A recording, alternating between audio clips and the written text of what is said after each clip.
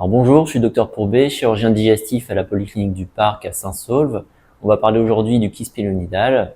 Donc le kyste pilonidal va toucher plutôt les sujets jeunes, entre 15 et 30 ans. On va faire le diagnostic en repérant des pertuis ou des petits orifices au niveau du sillon interfécier qui vont communiquer en profondeur avec le kyste.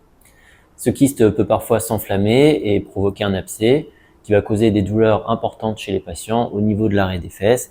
Il va parfois être associé à une rougeur ou une tuméfaction, voire un écoulement purulent. Il est alors nécessaire d'inciser cet abcès afin de soulager le patient, mais cette incision ne permet pas de traiter le kyste en lui-même et il faudra faire une seconde intervention. Le traitement classique du kyste pilonidal consiste en l'exérèse du sinus pilonidal, c'est-à-dire l'ablation des tissus du sillon interfécier en allant en profondeur jusqu'au sacrum et au coccyx.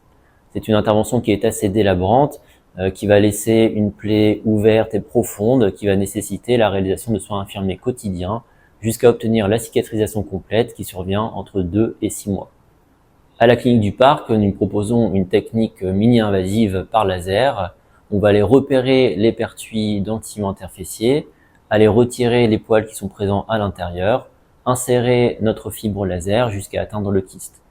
Une fois la fibre en place, on va activer le laser, ce qui va permettre de détruire le kyste, permettre sa cicatrisation et son remplacement par des tissus sains et fermer progressivement les différents pertuis.